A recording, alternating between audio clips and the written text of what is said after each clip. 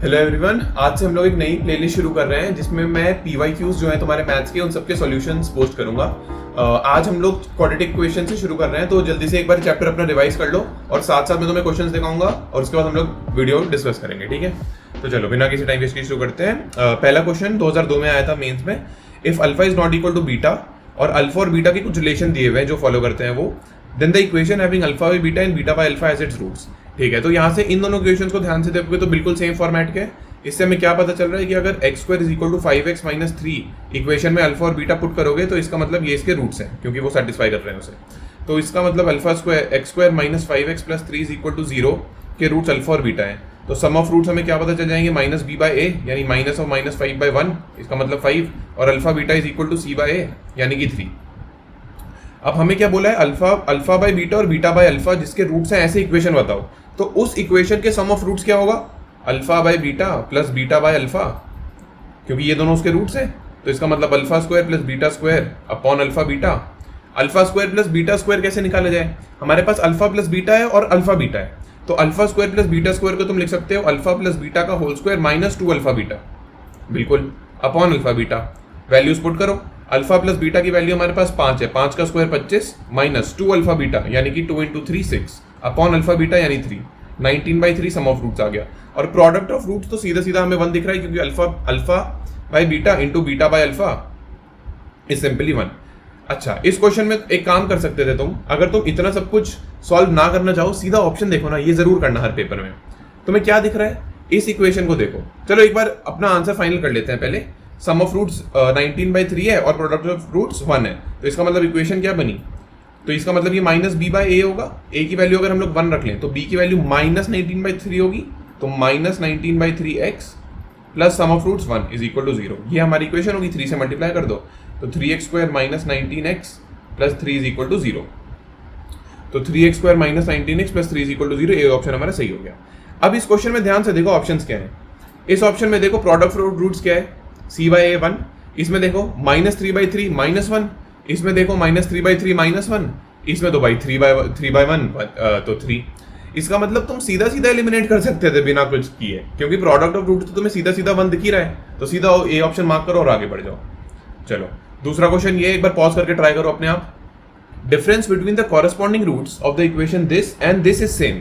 अच्छा, corresponding roots of equation this यानी इसके जो रूट्स होंगे इनके जो डिफरेंस होगा, सेम डिफरेंस इनके रूट्स के बीच का है। अच्छा, तो इसके रूट्स हम लोग क्या मान लेते हैं, अल्फा 1 बीटा 1 मान लेते हैं, और इस इक्वेशन के रूट्स हम लोग मान लेते हैं अल्फा 2 बीटा 2। ठीक है, तो अब इसने क्या बोला है कि alpha 1 minus beta 1 is equal to alpha 2 minus beta 2, ऐसा इसने बोला हुआ है। तो एक काम करता हूं, मुझे सीधा सीधा डिफरेंस ऑफ रूट्स तो नहीं पता है, रटने की कोई जरूरत नहीं है कोई फॉर्मूला, मुझे सम ऑफ रूट्स पता है और प्रोडक्ट ऑफ रूट्स पता है, तो मैं दोनों इक्वेशन को होल स्क्वायर कर दूंगा। होल स्क्वायर करके मुझे क्या फायदा होगा कि हमें क्या पता है कि x माइनस वाई का whole square is equal to x plus y का होल स्क्वायर माइनस 4xy। तो इसका मतलब मैं क्या लिखूंगा, जो ये इक्वेशन है इसको अल्फा 1 प्लस बीटा 1 का whole square minus 4 alpha 1 beta 1 is equal to alpha 2 plus beta 2 का whole square minus 4 alpha 2 beta 2। अब alpha 1 plus beta 1 is equal to minus b by, तो इस क्वेश्चन में माइनस बी बाय क्या है, minus ए bye 1, तो minus a का whole square minus 4 alpha beta क्या होता है सी बाय, तो यहाँ पे हो गया बी बाय 1 यानी into b is equal to alpha 2 plus beta 2 क्या होगा माइनस बी, तो माइनस बी का whole square minus 4 alpha 2 beta 2 क्या होगा सी बाय ए यानी यहाँ पे हमारा ए बाय 1, तो ए। तो क्या आया, a square minus 4b is equal to b square minus 4a। अच्छा, तो इससे क्या आएगा, एक काम करो, a square minus b square इधर ले लो और 4b माइनस 4a इधर ले लो, और a minus b whole into a plus b लिख दो, a square minus b square को, और इधर से तुम क्या लिख दोगे, 4 कॉमन लो b माइनस ए। क्वेश्चन में तुम्हें क्या दिया हुआ था कि a is not equal to b, इसका मतलब b माइनस ए 0 नहीं है। ठीक है, तो एक काम कर सकते हो तुम, a माइनस बी और b माइनस ए को काट सकते हो, माइनस 1 रह जाएगा, तो इसका मतलब a plus b is equal to minus 4, तो a plus b plus 4 is equal to 0। ऐसा कोई ऑप्शन है देखना जरा, बिल्कुल है ये ऑप्शन, फिर से ऑप्शन सही हो गया हमारा। ठीक है, तो ये हमारा दूसरा क्वेश्चन भी हो गया।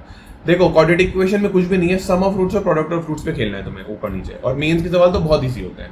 फिर से 2002 का अगला क्वेश्चन खुद से एक बार ट्राई करो, और ये थोड़ा अच्छा क्वेश्चन है। ठीक है, चलो हम लोग डिस्कस करते हैं।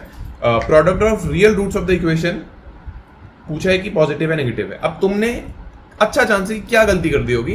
प्रोडक्ट ऑफ रूट्स तुम बोलते हो कि क्या होता है भैया, सी बाय ए होता है, तो ठीक है सी बाय ए यहाँ पे मुझे क्या दिख रहा है, 9/t² है।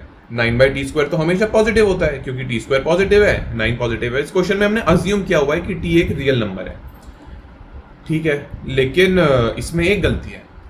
ये जो इक्वेशन है, पहली बात उसने बोला है रियल रूट्स, दूसरी बात यहाँ पे मॉड x है। अब मॉड x में क्या दिक्कत है, अगर तुम ध्यान से देखो इस इक्वेशन को, t² x² plus mod x plus 9 is equal to 0। पहली टर्म हमेशा पॉजिटिव है, दूसरी टर्म हमेशा पॉजिटिव है, तीसरी टर्म स्ट्रिक्टली पॉजिटिव है, तो चारों का सम स्ट्रिक्टली पॉजिटिव होगा, तो कभी इक्वल टू 0 आ ही नहीं सकता। तो इसका मतलब इस इक्वेशन के कोई रियल रूट्स एग्जिस्ट ही नहीं करते, तो आंसर डज नॉट एग्जिस्ट होगा और ऑलवेज पॉजिटिव नहीं होगा। ठीक है, हो सकता है क्वेश्चन बोनस हुआ हो, लेकिन अच्छा चांस है कि डज नॉट एग्जिस्ट ही है आंसर, क्योंकि डज नॉट एग्जिस्ट अलग से दिया है ना क्वेश्चन में। ऐसा तो नहीं है कि नन ऑफ दीज है, ऑलवेज पॉजिटिव है, ऑलवेज नेगेटिव है, 0 है। अगर डज नॉट एग्जिस्ट जैसा ऑप्शन अलग से दिया है, इसका मतलब एग्जामिनर चाह रहा है कि तुम वो मार्क करो। तो रियल रूट्स इसके एग्जिस्ट ही नहीं करते, तो हम उस पर कॉमेंट नहीं करेंगे। अगला क्वेश्चन फिर से एक बार ट्राई करो ढंग से, उसके बाद डिस्कस करेंगे। ठीक है, if a b c are distinct positive real numbers and a² + b² + c² is equal to 1, then ab + bc + ca is. अच्छा, अब तुम सोचो तुमने 9th 10th में या फिर अभी रिसेंटली कोई ऐसा फॉर्मूला देखा है जिसमें a b c और तीनों हो और तीनों के होल स्क्वायर है। एक तुम्हें याद होगा a + b + c का होल स्क्वायर कर देते हैं। अच्छा, लेकिन एक बात बताओ, उसमें इक्वालिटी आती है या ग्रेटर देन आता है? हमें यहाँ पे क्वेश्चन में किस तरह से दिया है, less than 1, always equal to 1। तो सोचो ऐसा कोई इनइक्वालिटी तुम्हारे दिमाग में है जिसका तुम प्रयोग कर सकते हो। एक चीज तुम्हें पता है कि भाई हमेशा किसी रियल नंबर का होल स्क्वायर हमेशा पॉजिटिव होता है, तो एक काम करते हैं उसको यूज करते हैं। और हमारे पास 3 टर्म है, कोई नहीं तीनों को डाल देते हैं। ये प्रॉपर्टी बहुत बार यूज होगी, तो इसका ध्यान रखो। मैं एक काम करता हूँ, मेरे पास देखो ABC में खेलना है ना, AB BC C है, और मेरे पास a² b² वाले टर्म्स गिवन है, तो इसका मतलब a - b, b - c और c - a का होल स्क्वायर एक बार करके देखता हूँ, शायद कुछ बन जाए। अच्छा, is always greater than equal to 0, ये तो पता है। इक्वालिटी कब आती है, जब तीनों बराबर हो। और क्वेश्चन में बोला हुआ है कि these are distinct real positive real number, तो इसका मतलब मैं इक्वालिटी भी हटा सकता हूँ यहाँ से। ठीक है, स्ट्रिक्टली पॉजिटिव होंगे ये टर्म्स। अब मैं खोल के देखता हूँ इन्हें, तो a² + b² - 2ab + b² + c² - 2bc, sorry, plus c² + a² - 2ac greater than 0। Club कर दो, 2 टाइम्स a² + b² + c², और देखो -2 common, ab + bc + ca greater than 0। a² + b² + c² की वैल्यू तुम्हें 1 दी है, तो 2 - 2 टाइम्स, इसको मैं कुछ बोल देता हूँ अभी के लिए थीटा, ठीक है, इज ग्रेटर देन 0। तो 1 - थीटा इज ग्रेटर देन 0, तो theta is strictly less than 1। ऐसा कोई ऑप्शन है? लेस देन 1 बिल्कुल ऑप्शन है, फिर से ऑप्शन सही हो गया। ठीक है, आसान था ये क्वेश्चन, बस तुम्हें हल्की सी इनइक्वालिटी ध्यान में रखनी है क्योंकि बहुत यूज होती है। ठीक है, और देखो अगला क्वेश्चन फिर से 2002 वाला ही है, एक बार खुद से ट्राई करो, बहुत इजी क्वेश्चन है। क्वेश्चन में क्या बोला है कि if p and q are roots of the equation this, then कुछ रिलेशन बोला है। तो सबसे इजीली तुम क्या कर सकते हो, p और q को इसमें पुट करो, थोड़ी सी मैथ्स करो। और इजी बनाने के लिए हमारे पास क्या है, सम ऑफ रूट्स और प्रोडक्ट ऑफ रूट्स हमें पता है। तो p + q is equal to -b/a, तो -p/1, एक इक्वेशन तो यही दिख रही है हमें, तो इसका मतलब क्या हुआ, 2p + q is equal to 0। एक इक्वेशन तो मेरे हाथ में ये आ गई। अगला प्रोडक्ट ऑफ रूट्स, तो pq is equal to c/a, तो q/1, तो q। अब एक ऑप्शन हो सकता है कि q की वैल्यू 0 हो। अब यहाँ से 2 ब्रांचेस निकलती हैं। अगर q की वैल्यू 0 होगी तो p की वैल्यू इक्वेशन 1 से क्या होगी, 0, क्योंकि q की वैल्यू यहाँ 0 डालोगे, 2p इज इक्वल टू 0। तो एक ऑप्शन तो ये है, लेकिन ऐसा कोई ऑप्शन क्वेश्चन में नहीं दिया। तो अब देखो क्या है, दूसरा ऑप्शन क्या है हमारे पास कि q की वैल्यू 0 नहीं होगी। अगर q की वैल्यू 0 नहीं होगी तो pq is equal to q में से तुम q को काट सकते हो और p की वैल्यू 1 आ जाएगी। p की वैल्यू अगर 1 आई तो इक्वेशन 1 में पुट करो, 2 × 1 2 plus q is equal to 0, q is equal to -2। तो 1, -2 जैसा ऑप्शन है कोई, बिल्कुल फिर से ये ऑप्शन सही हो गया। तो 2002 वाले क्वेश्चंस तो काफी इजी थे, ये तो बहुत इजी क्वेश्चन था, सबसे हो जाना चाहिए। और अगर नहीं हो रहा तो कोई बात नहीं, हौसला रखो, क्वेश्चंस 10-12 करोगे फिर 13 अपने आप बनेगा, ठीक है। तो आज हम लोग इतने ही डिस्कस करेंगे 5 क्वेश्चन 2002 के। अब इसके बाद अगली वीडियो में हम लोग 2003 से और आगे क्वेश्चन करेंगे। ऐसे करते करते कुछ वीडियोस में सारे PYQ मेंस तुम्हारे चैप्टर में तुम्हें खत्म करा दूंगा। चलो ठीक है। और कंटेंट कैसा लग रहा है, पढ़ाने का पेस कैसा है और डिफिकल्टी कैसी है? डिफिकल्टी तो क्या ही बताओगे, PYQ है। पढ़ाने का पेस कैसा है, तरीका कैसा है, अगर पसंद आ रहा है तो बताना, कुछ चेंज करना है तो वो भी बताना। चलो, all the best, bye bye.